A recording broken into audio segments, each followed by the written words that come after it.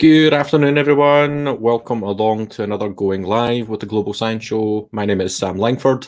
I'm the founder and coordinator of the Global Science Show, the monthly virtual science festival that allows science communicators around the world, people like you, to share a little slice of science with a global audience through Twitter, Facebook, Instagram, and we're trying to take over the world, really.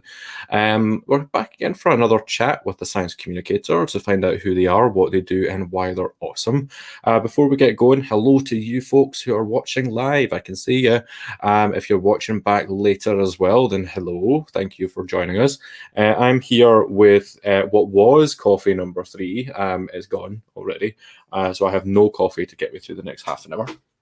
I have a very, very long day ahead of me, which I seem to say every time, but I do. I'm just seem very busy right now. Thank you so much, folks, for joining us for a chat today. We have a fantastic guest who's about to come into the room in just a little second. We're going to talk about SciComm, we're going to talk about art, we're going to talk about the intersection between the two, and we're going to get to see some art in the process as well, which I'm really excited for you to have a look at. If you could all give it up for, say hello in the comments. Please say hello to Kelly Stanford. Hi. Hey, hello, everyone. Kelly. Hi. How are you doing today? I'm pretty good. Pretty busy, but, the usual. Yeah, it's good to be busy. It's good to be kept that way. Yeah. So I'm going to start with the question that I always ask people when they come on is, who are you and what do you do? Right, so I'm Kelly Stanford. I'm a researcher and science communicator at the University of Hull's Energy and Environment Institute. I look at how art and, preferably card games can be used as a form of science communication. And I also man quite a few events as well, such as the EGU Sci-Art session, and I also man Pint of Science in Manchester as well. It's like big things to be looking after, though, right? So the EGU, it's the European Geosciences Union. Is that right? Awesome. And Pint of Science is coming up very soon. Like the festival's in 2 weeks time? Yeah, it's been quite a daunting task because we've actually got some really big guests for our show, especially our engineering night, which is all around robotics. So we've managed to get some of the top robotics creators from Japan to join us live. So we've got GrooveX, which create the Lovit home companion robot, and we've also got the Vice President of AI and Robotics from Sony joining us to basically show us behind the scenes with their production of research in AI, robotics over the years from, I think, all the way back from 1998, I want to say. And they're going to be showing us some never seen before prototypes as well. That is amazing. Yeah, looking forward to that. Yeah, you should be. That's so good. I'm now looking at the Pint of Science website, going I want to get myself a ticket for it, if there's still tickets left. Right. Whilst I do that, I would love to know how have you spent your pandemic? What have you been up to? Doing mainly a lot of online science communication work. So one of the things I was doing was I was creating these free teaching materials. I was creating and releasing them each week on my Twitter account. They're basically posters about a certain subject, or they would have a theme, for example, insects that look like different things. So for example, if I can bring up my screen here, if we can just switch to that. So we've got some insects that look like different things. For example, we've got an orb weaver spider that looks like a pie, strangely enough. Don't know why. I don't know what the evolutionary thing of that is, but it exists. And we've got an ant that looks like a panda, and obviously the big favourite, the rubber ducky isopods as well, which are quite cute and quite sought after pets. I love the man-faced stink bug. It's just such a Yeah, Good. it's great. I mean, a lot of people probably recognise it now from Animal Crossing because that was one of the insects you could catch. Well, I was going to bring that up actually, because as well as this sort of stuff, you also did kind of Animal Crossing themed artworks as well, right? Like I loved seeing that. Yeah, so I do a lot of cross collaboration between like games and science. So that was one of the things that I did. I did like a whole set of posters based on Animal Crossing species. I also created a whole science communication island, themed island that people can go and visit as part of EGU last year, which has just been updated last week for this year's conference, which is still available on the Dream network, I think they call it, for Animal Crossing.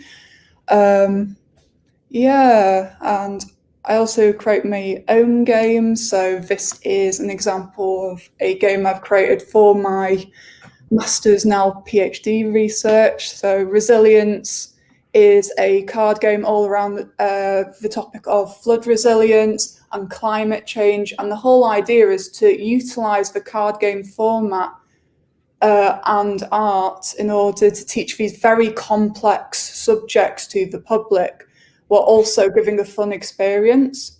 So, for example, the cards actually are themed around like different types of flooding, because there's not just one type of flooding, there's loads of different types of flooding caused by different things. We've got like event cards showing they are event cards, sorry about that. We've got like defense cards which show the different type of flood defenses and basically explain what types of flooding they're effective against. And it also helps to dispel, misconceptions about, say, sandbags. A lot of people think they're really effective, like forms of flood resilience, but actually they do nothing. They cause more harm than good. So yeah, this is what this game is all about. It's about making it a fun experience to learn these very complex topics.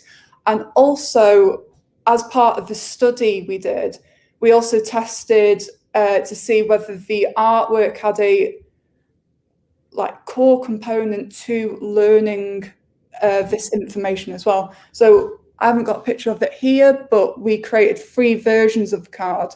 So we've got this version, which has the full colour artwork on it. Then we've got a line art version, so it's just literally the line art for these illustrations. And then there's another form of card with absolutely no artwork whatsoever. It's just literally the text. Through our study, our research, playtesting with different groups of people all around the UK, and also globally, because we did remote testing as well for this, we found out that the least effective form was to have line art, followed by no artwork whatsoever. And the artwork itself actually does have a very important effect on learning and knowledge uptake, and people seem to retain that knowledge longer if they play that version in comparison to the other 2. Yeah, it's really interesting. Yeah, Like, this is like I love the artwork on it as well. Like, it's really nice. Yeah, I designed all of the cards and all of the card illustrations and stuff. So basically, when I asked how have you spent your pandemic, the answer was by being very busy, which is a really good thing. Yeah. And one of the things you mentioned was the European Geosciences Union. You were an artist in residence there. What does that mean? Tell us about that. So being an artist in residence at EGU is basically being at the conference, being inspired by the various people and research being shown at the conference and trying to turn that into compelling artworks. So for this year's conference, my whole thing was trying to show the more human side to research, because usually you read a paper and you don't really know much about the person who's done the research. And also the public has this misconception that scientists are just these shut-in people who wear lab coats and they're just like in a room constantly and stuff like that. So for geoscience, I wanted to try and dispel that myth by showing like people like behind the research, basically as normal people like you and me. And everything you see around like the portraits is related to their forms of research. So for example, you've got my big boss, Daniel Parsons, who does a lot of stuff around geomorphology and bed forms, so how riverbeds and stuff form and influence the landscapes over time. And then you've got Christopher Jackson, who was one of the great debate speakers at EGU. He does a lot of stuff around volcanic eruptions. So I wanted to show that in his portrait. We also did I did a bunch of other ones as well. So I did one for Greta Thunberg as well for Earth Day, because it coincided with the event.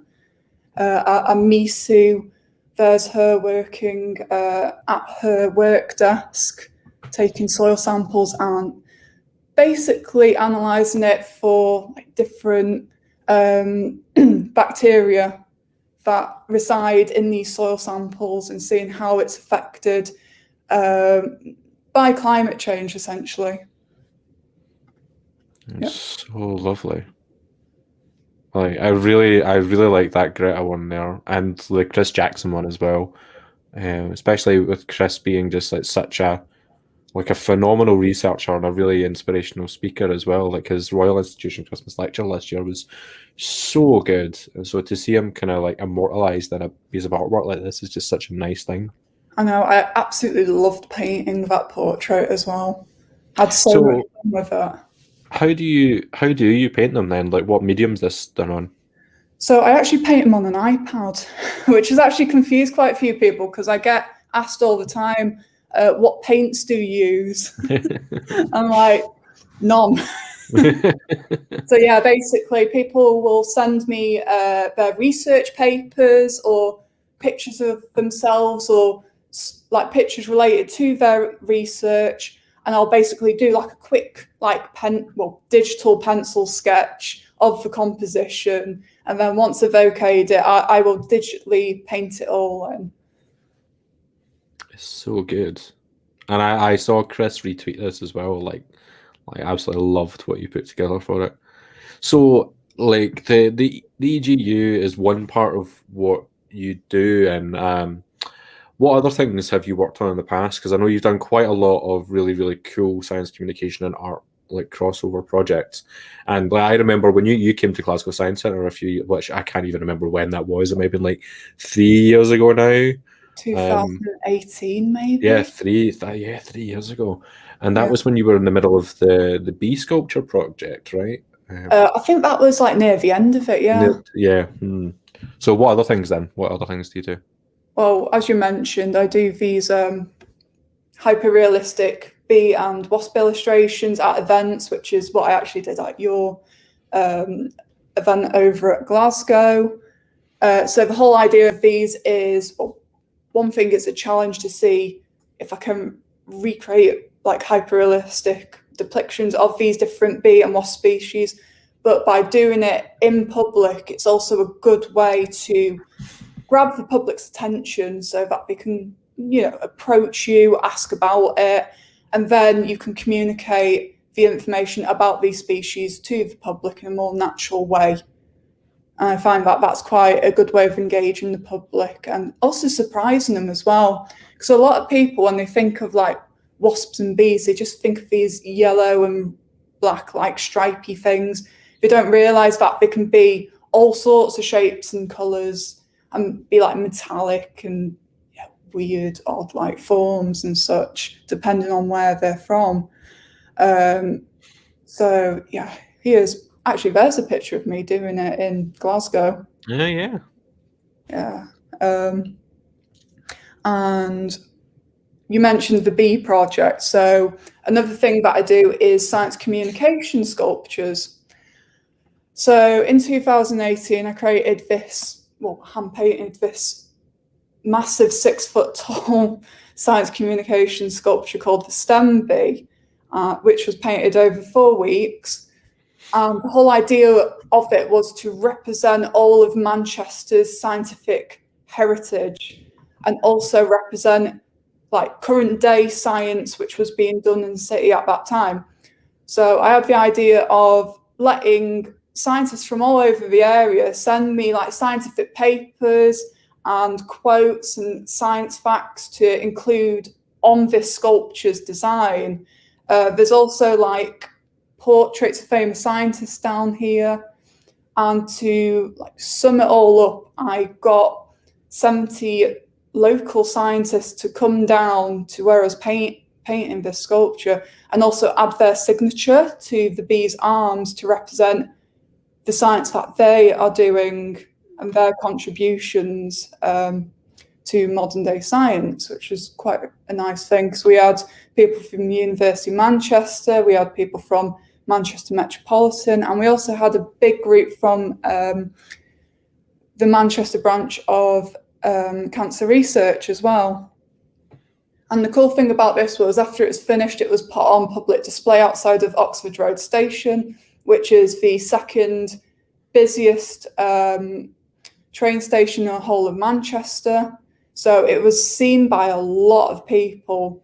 I mean, from the data that I've managed to dig up, it would have been seen by around 1.5 million people in those 2 months, not counting stuff online. Yeah, so that's a big, like, you know, outreach for a science communication project, which really should have just been local. But instead, it kind of just like spread all over the place. I mean, it featured on the news in different publications. Yeah, it was quite exciting. Got some pictures here of some people signing it. You may recognise the Nobel Prize winner, Kostya Novoselov, good friend of mine. He signed the graphene arm. That's it's a nice thing to be able to go like a Nobel Prize winner, a good friend of mine. Yeah, he's amazing. I really miss him. He's actually in Singapore right now doing some really important research. So hopefully, is that Tim O'Brien as well? Yeah, we had pretty much everyone but Brian Cox because he was busy paragliding somewhere, I think in France or something weird like that. But yeah, we had like pretty much all of Manchester's physics come and sign it. This is absolutely amazing. Yeah, and we've actually done a follow-up sculpture which is going on display this year, which is the stem cow. This is all in Cambridge, so this is actually even bigger. So we've had 127 researchers from Cambridge come and sign the cow sculpture, and we've put even more facts, more imagery on it, and I mean, like it was just quite incredible. I actually started doing it at the start of last year, but obviously because of the pandemic, we haven't been able to safely put it out on display. So we're going to try and put it on display this summer instead. So my first question is why a cow? It's actually related to Cambridge in quite a weird way. So they used to have like Cambridge cows grazing on fields apparently. Okay. Outside the university. So it kind of links in with that, and also it's a friendly form. It's quite a funny, friendly form that anyone can go and approach out of curiosity. Because usually with science, there's a bit of a disconnect with, you know, the general public where they may be a bit scared of approaching anything science related. But at first glance, they don't realise it's science related until they get up close to it and start reading the facts, and then that turns into interest and curiosity and, you know, just intrigue at what's being displayed, especially when they start reading the facts and the different quotes left by the scientists. We've also got quite a few famous people who have signed this cow. So we've had Jocelyn Bell sign it, who's got a whole area dedicated to her research. We've also had the creators of the Raspberry Pi computer sign it, and amongst a few others as well. This is amazing. I like what you say about like it acting as essentially it's acting like a hook, isn't it? It's one of those things you talk about in science communication is what will you hook in your audience with. A Yeah. big sculpture of a cow, like you go past a field of cows and most people go, "Oh, cows!" But if you're walking through Cambridge and you see a statue, you go, "Oh, cow statue," and you want to go and have a look at it, Yeah, and so then this be is like drawn in. metallic gold as well. So literally when Yeah, the light hits it, it's glowing. Like you can't miss it. It's going to be outside of Queen's College. So like one of the main university buildings. So hopefully like everyone can find it. It'll yeah. be on like that main patch of grass there. Oh, I that's also so want cool. to highlight the other reason for doing these sculptures is to raise money for charity.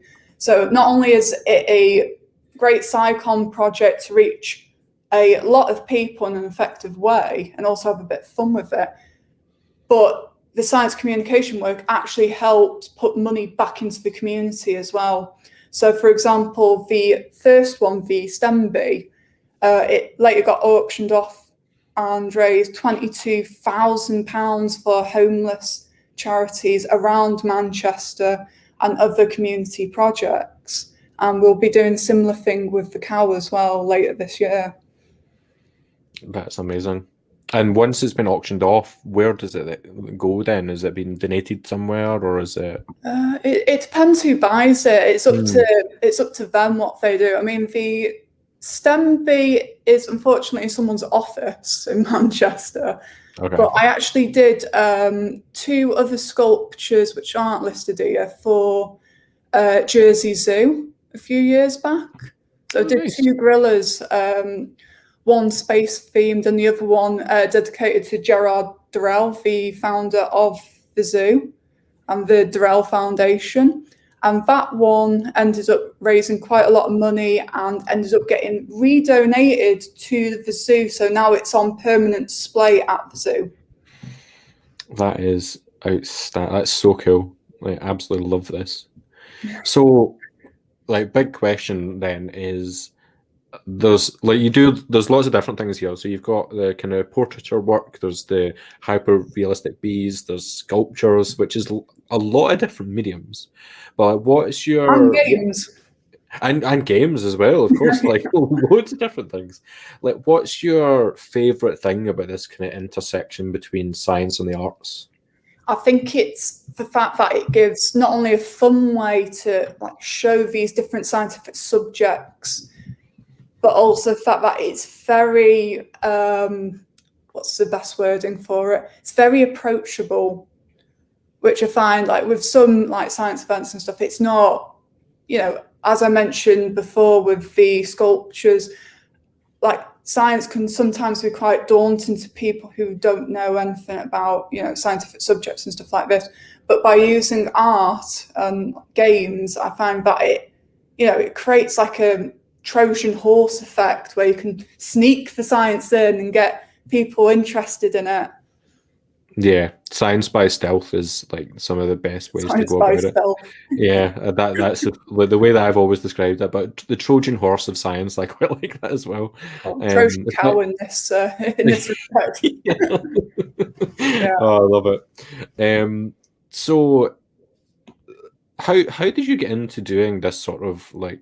Because that I imagine this is something that like there's a lot of people out there doing lots of really cool sci artwork, but people looking to find out how to actually get into science communication using art. How did you get here, and what top tips would you have for someone It interested? was quite a natural process actually. So when I was in college doing art, like I've always been interested in science and scientific subjects, but at that specific time there was a lot of science in the news. So finding the Higgs boson, Rosetta and Philae, and also refinding Beagle 2 after all this time. So that piqued my interest. I ended up just thinking, right, I want to do artistic projects on this. I ended up actually traveling all the way to Geneva to go to CERN and go in the Atlas detector. I based like a whole like art project on that, and then I kind of kept going with it because I just was just so amazed at all these different like scientific projects and subjects and stuff. And what I noticed while I was creating all these pieces and doing these projects was my peers, who again had no interest in science whatsoever, were starting to come to me and asking about these projects and asking about, the scientific things behind them. I was like, hang on a moment, this is actually quite good, because they're asking me questions now about, like, space travel and stuff like that. I was like, if I keep at this and I develop it more, it could actually be a really effective way to teach this to people. And it all resulted in people requesting for rocket launches to be put on the TV while everyone did their own art and stuff. And some people actually started doing their own sci art without realizing it in their own projects. And like every week, I had just people like Googling stuff and then coming up to me and asking me about things. Or if something was in the news, they'd instantly come up to me in the morning while I was half asleep, asking me questions about it. And it just developed from there. So when I got to Manchester, I already knew about Manchester science and, the history behind Manchester. And I just kept on going with it and developing it further and doing more research. I got to meet some of my favourite scientists as well, work with them, and just learn more and more and more.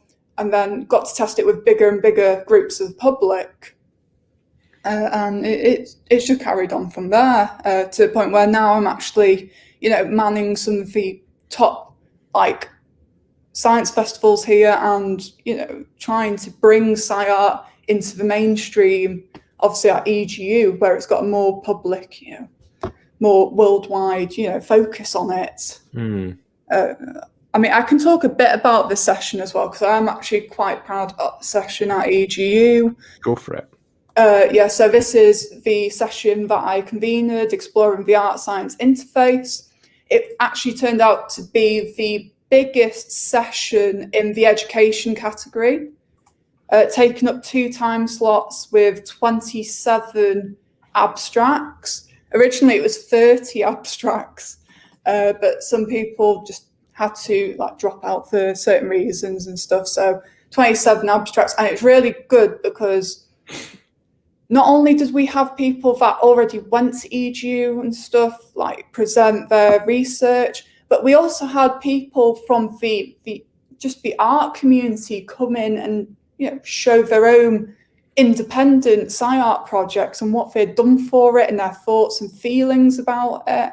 So it was a nice mixture, and I feel like it helped break down that barrier between experts and the public trying to get into scientific subjects and sci-art. So good. Sorry, it's just one of those things I could listen to you talk about it for ages because it is just really, really interesting.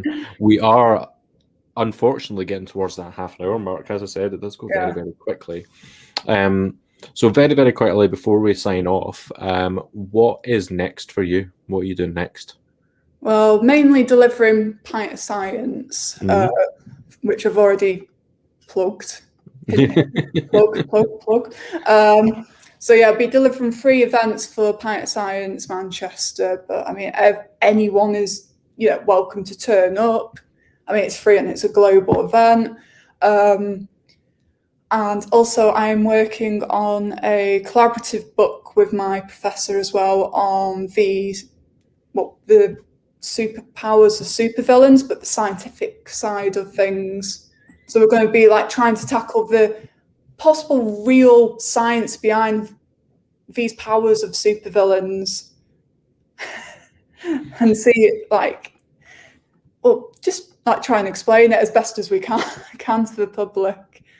That just it seems everything you talked about today, there's so many varied subjects and whatnot that you cover as well, which is just that and I get bored very easily of one project, so having that kind of mix of stuff just must be such a delight. Right, thank you so much for coming to have a chat with us today. There's so many cool things in there for people to find out more about. And if you want to follow Kelly and find out more about what she's up to, you can find Kelly at The Lab Artist on Twitter. Go follow, find out, and get along to Manchester's Pint of Science events because they sound absolutely incredible. Yeah.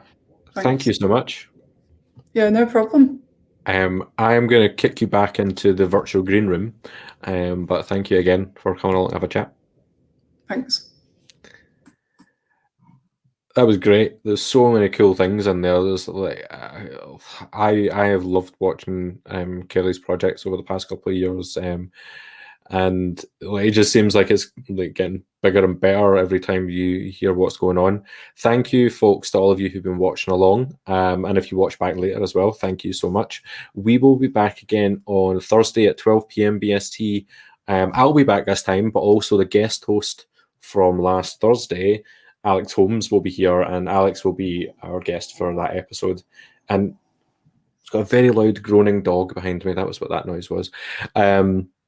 And we'll be talking about Pint of Science on Thursday as well, for a different city, not Manchester. We'll be talking about Leeds. So lots and lots of really cool science communication stuff coming up. So in the meantime, folks, take care, stay safe. I'll see you all very soon.